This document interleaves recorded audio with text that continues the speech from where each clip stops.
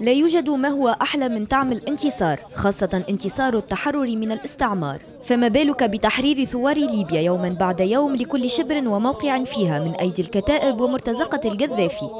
سواعد ثابتة وإرادة من فولاذ جمعتهم اليوم هنا في معبر راس جدير بعد أن تمكنوا أخيرا من استرجاعه وافتكاكه من الكتائب بعد محاصرة دامت أياما عديدة. تم السيطرة على المعبر عن طريق البحر، عن طريق المؤدي للبحر لمصنع بوكماش.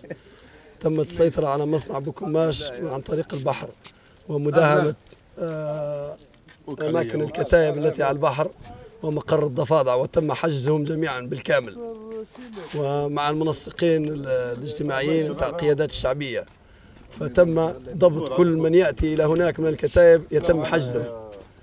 وها هم اليوم يمشطون المعبر جيئة وذهابا ويقبعون فيه كجدار صد منيع ضد أي محاولة لتجاوزهم مرة أخرى، مهنئين شعبهم بتحرير المعبر أخيرا. جميع الأخوة الليبيين بمناسبة تحرير منفذ راس جدير وقع على الحدود الغربية لمدينة ليبيا، وطلع على مدينة تونس الحبيبة التي وقفت مع الثوار وقفة تاريخية. ونهني جميع الأخوة الليبيين بمناسبة هذه المناسبة وكما نشكر جميع الذين ساعدونا في إتمام هذه العملية. لا صوت يعلو صوت الرصاص هنا في منفذ راس جدير، رصاصات الانتصار لاسترجاع الثوار أخيرا لهذا المنفذ.